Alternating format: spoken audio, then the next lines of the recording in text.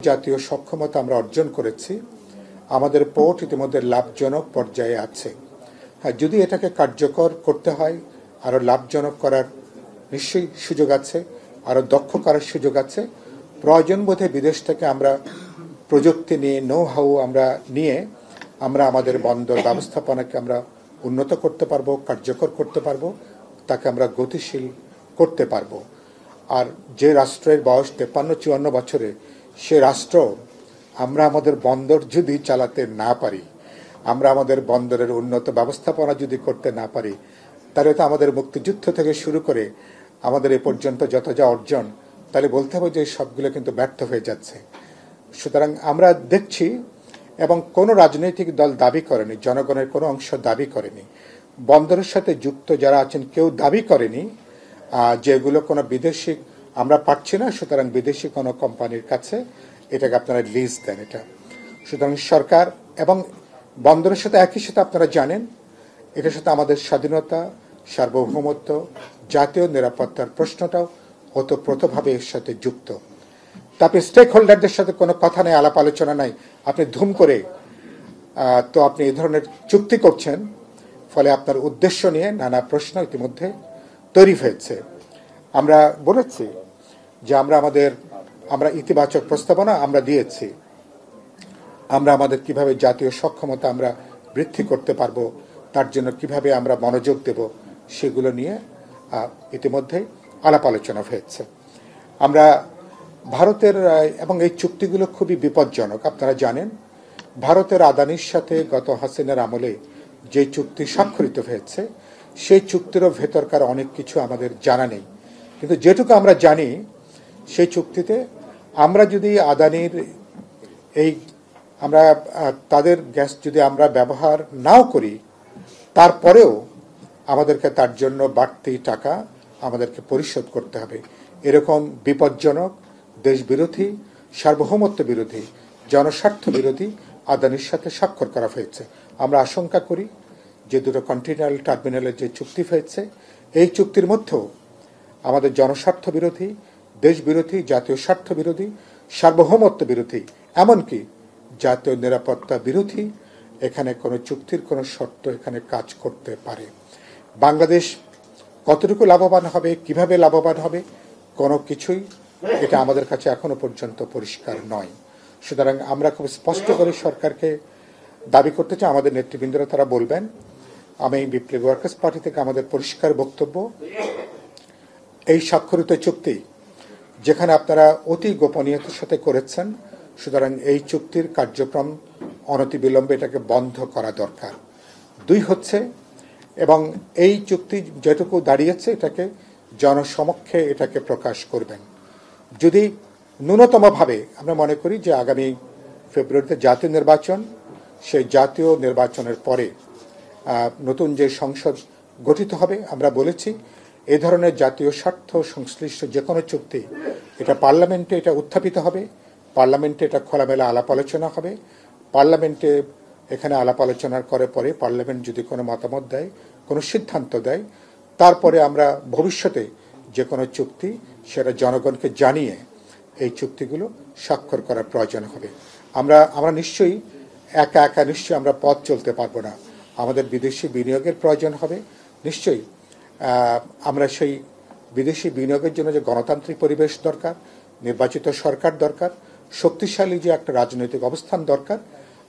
আমরা বিশ্বাস করতে চাই আগামী নির্বাচনের মধ্য দিয়ে নতুন পার্লামেন্ট এবং নতুন সরকার যখন তৈরি হবে, তখন একটা স্ট্রং পলিটিক্যাল কমিটমেন্ট এবং একটা মানুষের পপুলার উইল নিয়ে যে সরকার প্রতিষ্ঠিত হবে, যার রাজনৈতিক কর্তৃত্ব আছে, জনগণের প্রতি দায়বদ্ধতা আছে, তখন এগুলো আমরা আলাপ আলোচনা করা যাবে। আমি একই সাথে বলতে চাই যে ইতিমধ্যে যে সমস্ত মেগা চুক্তিগুলো স্বাক্ষরিত হয়েছে, আমরা বিপ্লবী ওয়ার্কার্স পার্টির দিক থেকে আমরা দাবি করেছি এই মেগা প্রকল্পগুলো, বেশ কিছু মেগা প্রকল্প অবিলম্বে বন্ধ করা দরকার। আর বেশ কিছু মেগা প্রকল্প আছে যেগুলো আলোচনা করে এটাকে কি করা যাবে, একটা সামগ্রিক পর্যালোচনা করে এসব ব্যাপারে সিদ্ধান্ত নেওয়া দরকার। কারণ এগুলো শেষ বিচারে বাংলাদেশের মানুষকে তার জন্য পে করতে হচ্ছে। এমনি আমাদের দিন চলে না, আমাদের দারিদ্র, বেকারত্ব, বিনিয়োগ নেই, আমরা একটা বিপুল একটা সংকটের মধ্যে আছি। নতুন করে এই দায় দেনা কোনোভাবে আমাদের ঘাড়ে নেওয়ার কোনো সুযোগ নেই।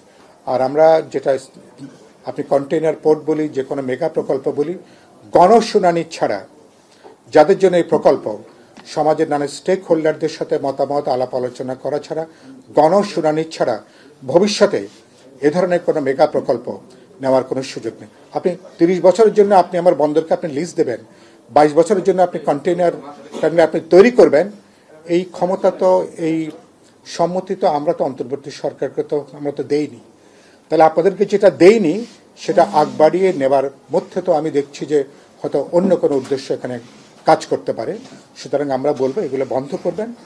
আর সর্বশেষ যে কথা আমি বলতে চাই, আমরা এখন মেহরবানি করে, সরকার এখন ইতিমধ্যেই 2.5 মাসও আর জাতীয় নির্বাচনের জন্য নাই, কিন্তু এখনো পর্যন্ত আমরা দেখছি এখনো পর্যন্ত সাহস করে বলতে পারছি না যে ফেব্রুয়ারির আমরা নির্বাচন হচ্ছেই। তার মানে কি? তার মানে নানা এজেন্ডা, সেটা কখনো অন্তর্বর্তী সরকার উত্থাপন করছেন, সরকারের নিরপেক্ষতা নিয়ে প্রশ্নবিদ্ধ আছে, এমন কিছু সরকার এই সমস্ত পদক্ষেপ সরকার যদি গ্রহণ করে তাহলে সরকারে কি নিরপেক্ষতা থাকবে? সরকারের দায়বদ্ধতা কি জনগণের কাছে, নাকি বিদেশি কোনো কোম্পানি বা বিদেশি কোনো মহলের কাছে সরকারের কোনো দায়বদ্ধতা আছে? এগুলো পরিষ্কার করা দরকার। আমরা সেজন্য বলেছি আপনাদের যাবতীয় এজেন্ডা যেগুলো আছে এগুলোকে আপনারা অবিলম্বে গুটিয়ে আনবেন, এগুলোকে বন্ধ করবেন।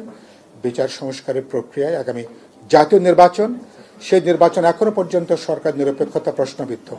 যেসব উপদেষ্টার কারণে সরকার নিরপেক্ষতা হারিয়ে ফেলছে, আপনাদের উচিত হবে অনতিবিলম্বে সেসব উপদেষ্টাদেরকে আপনারা মেহরবানি করে তাদেরকে পদত্যাগ করতে বলবেন, এবং আমরা একটা দৃশ্যমান, কার্যকর, একটা দক্ষ উপদেষ্টা মণ্ডলীর নেতৃত্বে আমরা নির্বাচন করতে চাই। তত্ত্বাবধায়ক সরকারের একটা রায় হয়েছে উচ্চ আদালতে, কিন্তু আমরা এখনই সেই তত্ত্বাবধায়ক সরকার নিশ্চয়ই হয়তো আমরা চাইছি না। আমরা সরকারের অধীনে নির্বাচনে যেতে চাই, কিন্তু সরকারকে তো যোগ্যতা প্রমাণ করতে হবে, তাকে তো তার নিরপেক্ষতার পরীক্ষায় তাকে তো পাশ করতে হবে।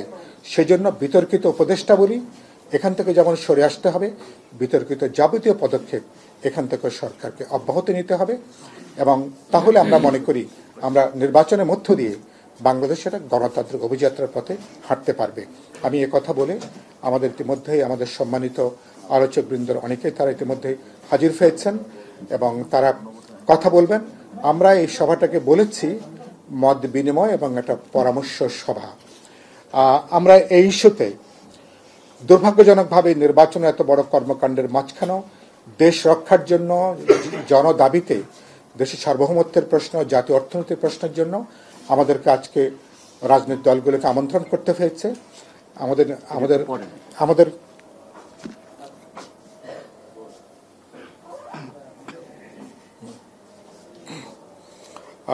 আমাদের নেতৃবৃন্দরা যেমন এই ব্যাপারে কথা বলবেন, একই সাথে আমরা এই ইস্যুতে কিভাবে আমরা ভূমিকা পালন করব, আমাদের নেতৃবৃন্দরা সে ব্যাপারে একটা পরামর্শ আমরা করব।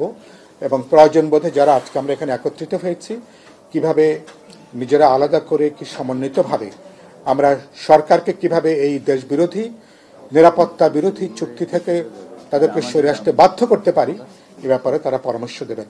আমি এইমাত্র জানতে পারলাম ইতিমধ্যে সরকার গণভোটের ব্যাপারে সরকার এবং উপদেষ্টা পরিষদে তারা একটা চূড়ান্ত অনুমোদন তারা দিয়েছেন এই নীতিমালার ব্যাপারে। আমরা বিপুল অধিকাংশ রাজনৈতিক দল আমরা ফেব্রুয়ারিতে নির্বাচনের দিনই আমরা বলেছি যে সেদিনই আমরা গণভোট অনুষ্ঠান করতে চাই। সরকার, রাজনৈতিক দল, জনগণের অধিকাংশের অভিপ্রায় অনুযায়ী ফেব্রুয়ারিতেই তারা জাতীয় নির্বাচন এবং গণভোটের তারা আয়োজন করছেন। নিশ্চয়ই এটাকে আমরা স্বাগত জানাই।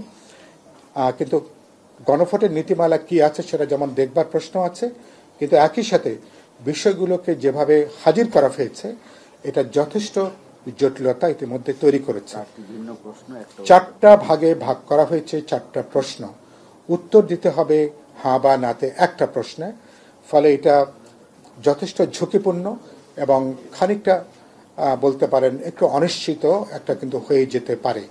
সেজন্য আমরা বলবো একই দিনে নিশ্চয়ই নির্বাচন গণভোট করবে, কিন্তু প্রশ্নগুলোকে সেটাকে আলাপ আলোচনা করে একটাতে নামিয়ে আনা যায় কিনা, যাতে কারণ আমরা সবাই জুলাই সনদের পক্ষে, আমাদের অঙ্গীকার রয়েছে, 31 দফায় অঙ্গীকার রয়েছে। সুতরাং আমরা গণভোট না সূচক হবে এরকম বিপজ্জনক জায়গায় কেউ আমরা নিশ্চয়ই যেতে চাই না। কিন্তু প্রশ্ন উত্থাপনের ধরনের জন্য যেভাবে ভাগ করা হয়েছে তাতে না যদি জয়যুক্ত হয়, এটা আমাদের অভ্যুত্থান, আমাদের জুলাই সনদ এবং আমাদের গণভোট সবটা একটা বিপর্যয়ের মধ্যে পড়বার ঝুঁকি আছে। সুতরাং এত বড় ঝুঁকিটা সম্ভবত নেওয়াটা ঠিক হবে না। আমি মনে করি প্রয়োজন বোধে আলাপ আলোচনা করে সরকার তারা নীতিমালা করেছেন, কিন্তু উত্তরটা কিভাবে হবে, প্রশ্নগুলো কিভাবে হাজির করা যাবে, প্রয়োজন বোধে মানে জাতীয় জরুরত বিবেচনা করে এটাকে পুনর্বিন্যাস, এটাকে করবার সুযোগ আছে। এ কথা বলে সবাইকে শুভেচ্ছা জানিয়ে